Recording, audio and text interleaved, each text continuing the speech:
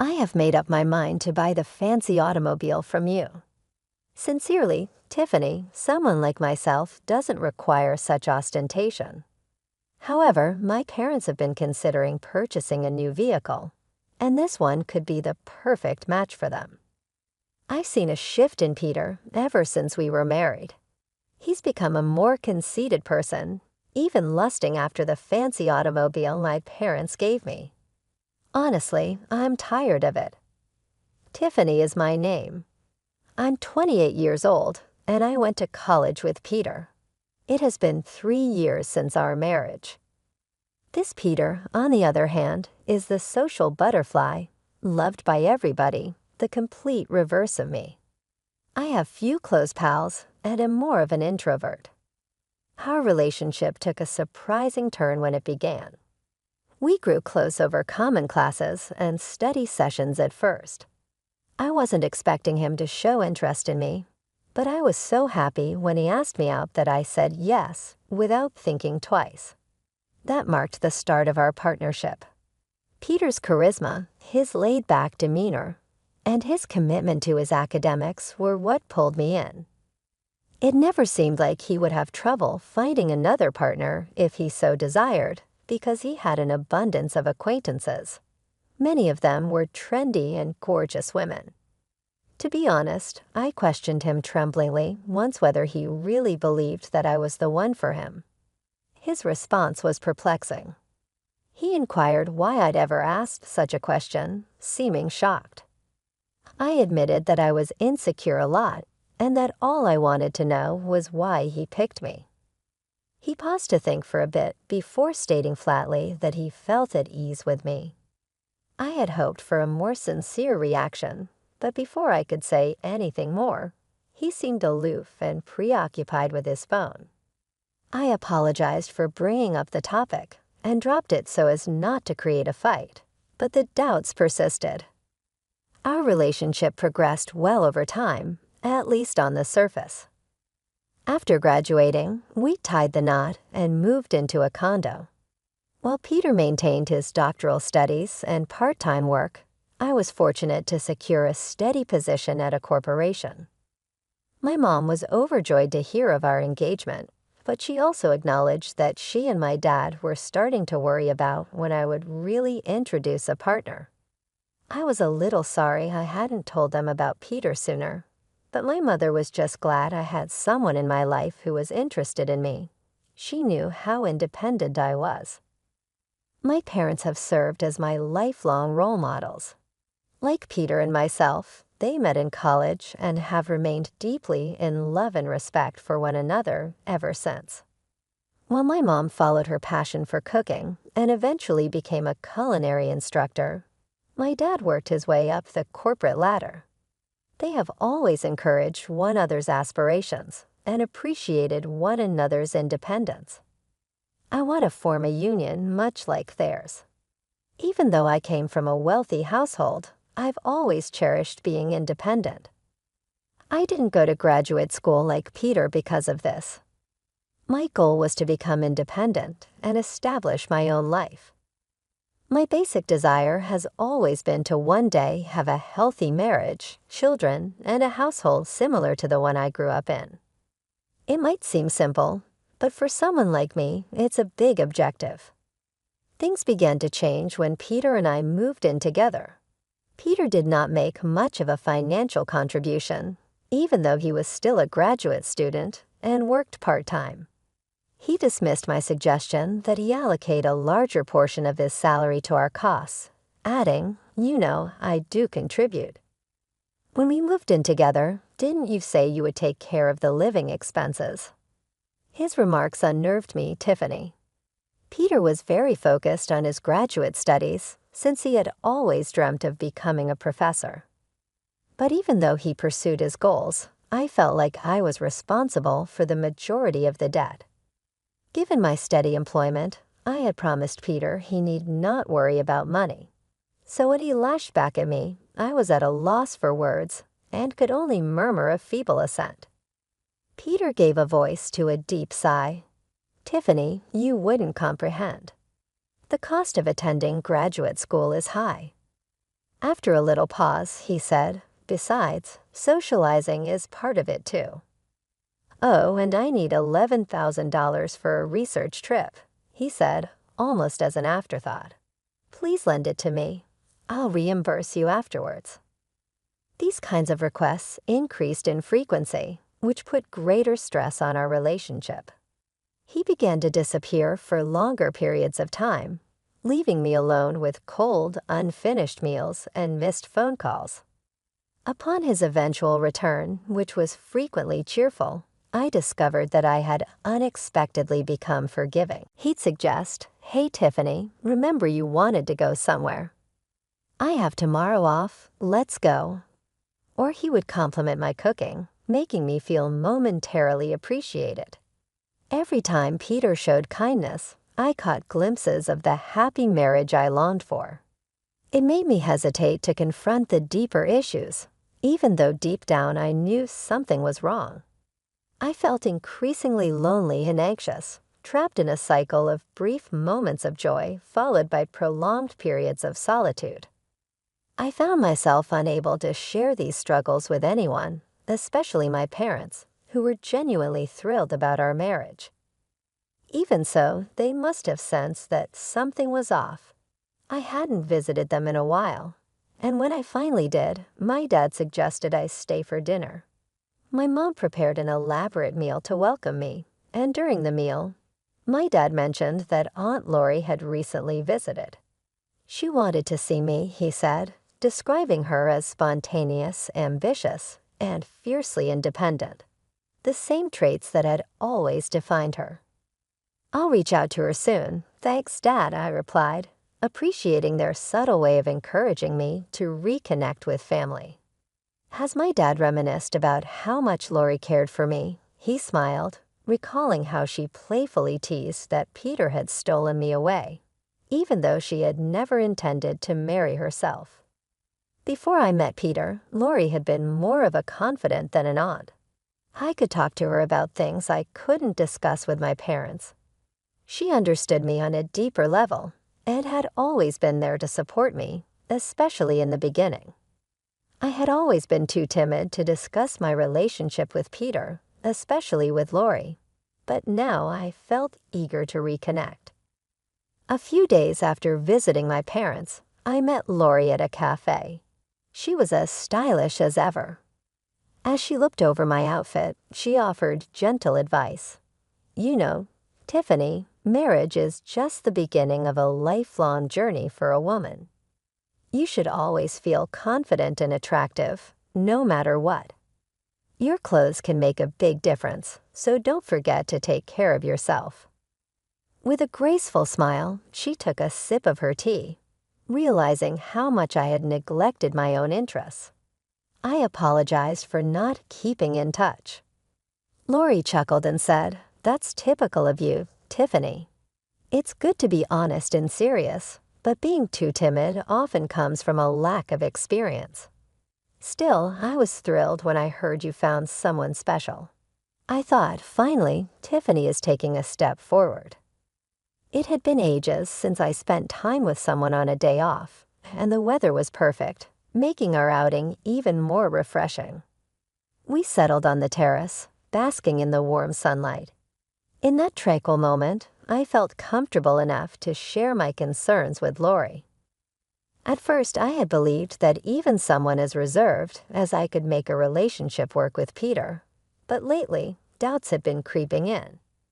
Lori listened attentively, nodding empathetically without interrupting.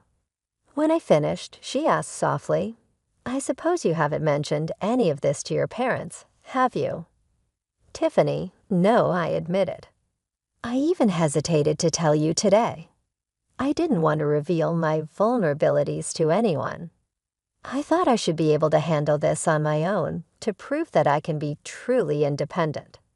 If Mom and Dad found out, they probably want me to move back home right away. I want to try and handle this by myself as much as I can."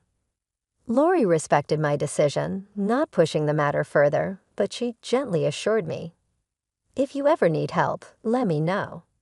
First, if my dear Tiffany asks, I'll be there for you. no matter where I am. A month later, my mom called me casually. "When you have time, could you come over? It's nothing urgent." Since I had the next day off, I decided to visit my parents. As I pulled up to my parents' house, I noticed a new car parked in the driveway. Excitement bubbled up inside me. "Dad, is this car new? Did you just get it? Can I take it for a spin?" I joked, my enthusiasm evident as I admired the sleek vehicle. "Don't worry about that," Dad said, smiling warmly. "This car is for you, Tiffany. Use it however you like. It'll come in handy." Mom added softly, "We saw this car in a TV commercial and remembered you said you liked it. So it's our gift to you. You've been having a tough time lately, and we wanted to cheer you up. If things get rough, just drive this and come home anytime." The SUV, from a renowned international brand, was a thoughtful gesture that filled me with a deep sense of support and freedom. Dad had even arranged a parking spot near my condo for the new SUV. Overwhelmed, I laughed in disbelief, struggling to comprehend the generosity of their gift. Later, as I drove downtown, I reached into my pocket, retrieved the car key, and pressed the button. The SUV's lights flashed brightly around me. It was then that I heard a familiar voice from behind. "What's with the new car?" Peter asked. I turned to see my husband, who hadn't been home for what felt like an eternity.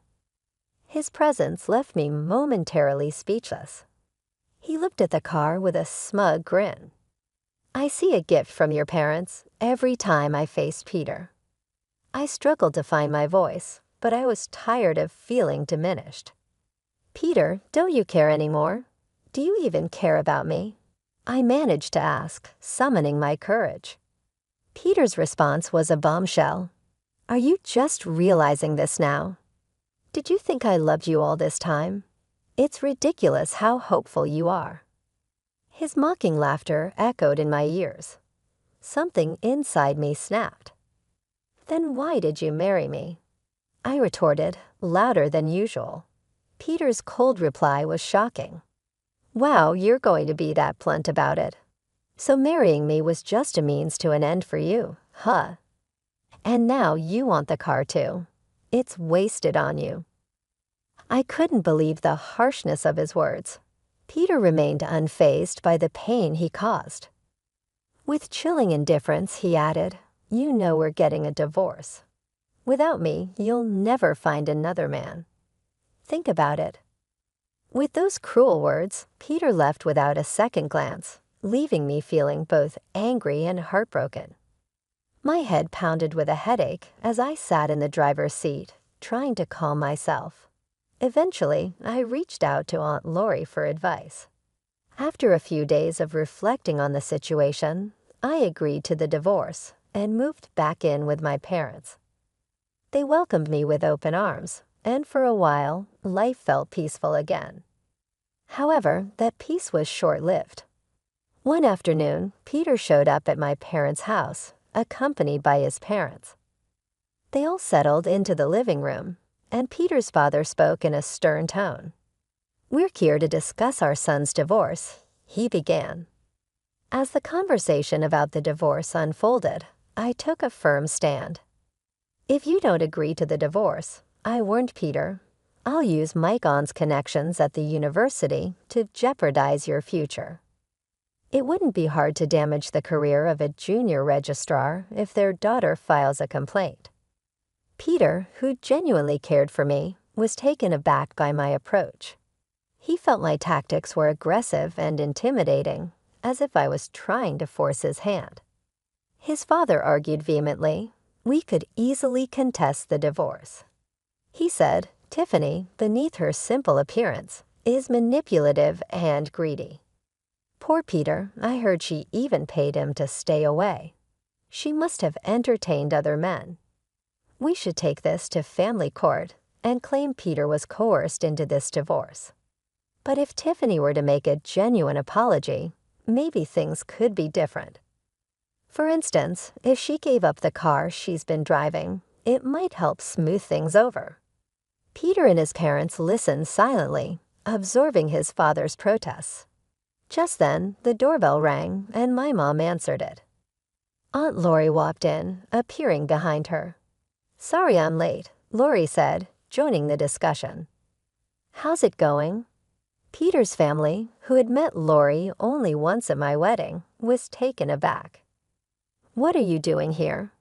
Peter's mother objected. "It's rude to barge in like this. We're in the middle of something." Lori remained unfazed. "You've heard about Peter's divorce, haven't you? How would an outsider like you know about this?" Peter's mother challenged. Lori continued, "I was informed by my brother earlier. I couldn't miss such an important moment for my dear niece." Peter's mother retorted, "You're probably here to stop the divorce or for money. Are you still going to make accusations after seeing this?" Without missing a beat, Lori pulled out a stack of documents from her bag and laid them out on the table for everyone to see. "I hired a private detective to look into this," she revealed. "It turns out Peter has been cheating on Tiffany with multiple women. He hardly came home because of it, taking advantage of Tiffany's kindness and even asking her for money." The revelation left everyone in stunned silence, and the tone of the meeting shifted dramatically as everyone processed the gravity of Lori's findings. I was deeply immersed in my university research, so when I did make it home, we spent time together sharing meals and going on trips. To the outside world, we appeared like any other married couple. "Say something, Tiffany," Peter pleaded, his voice tinged with desperation. "You don't need to defend yourself," his father quickly reassured him. "We'll handle this. It's not your fault." "That's right," Peter's mother added. "These documents, from who knows where, are surely fabricated. Our Peter would never engage in such acts.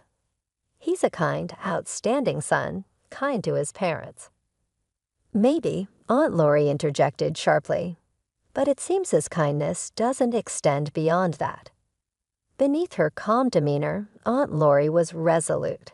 She pulled out a photograph from the stack of documents.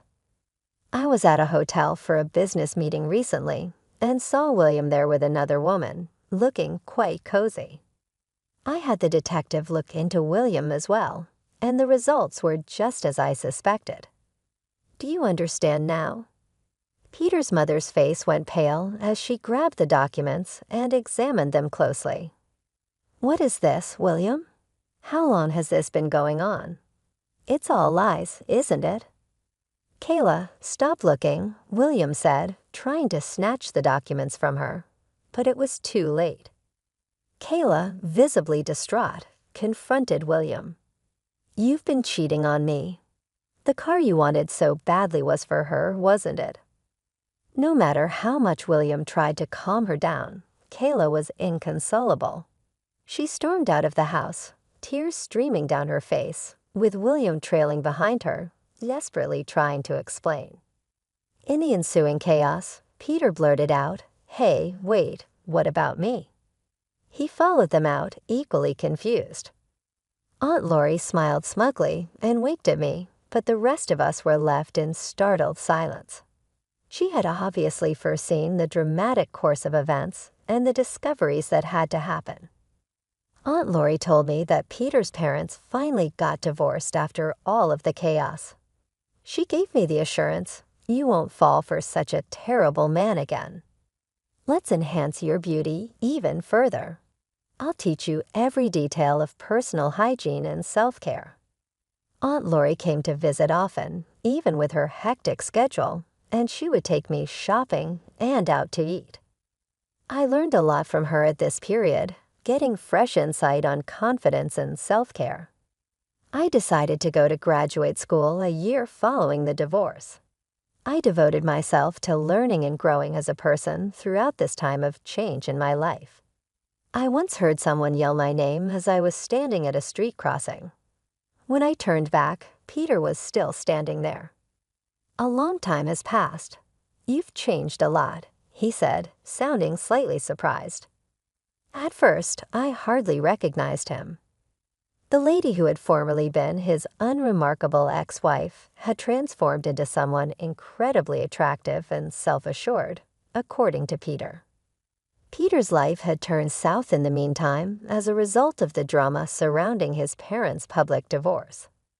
Because of the upheaval he had caused, his parents, William and Kayla, had stopped providing financial assistance, and he had dropped out of graduate school. Peter found it difficult to cover his living bills and tuition. His former easygoing lifestyle was a faraway recollection. His old splendor had disappeared practically quickly, and the women who had formerly expressed interest in him had moved on. Just as Peter was going to recommend catching up, a man came over. "Regret the wait. Are you pals with Tiffany?" he inquired.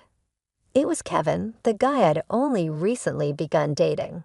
The moment Kevin arrived, it highlighted the new chapter in my life that Peter was no longer a part of. A group of women standing nearby were envious of Kevin. "Whoa, what a cute guy. Are they models?" they remarked. Kevin nodded to him, seeing my fleeting conversation with Peter. "I know him from back in the day. We're done chatting, it's okay." Kevin took my hand and said, "Let's go." Without another thinking, Kevin led me away with such confidence that Peter was left speechless. I headed toward the crossing with Kevin. I maintained a straight line of sight, my attention on the road ahead and the future that lay ahead. As we drove away, I didn't even turn around once.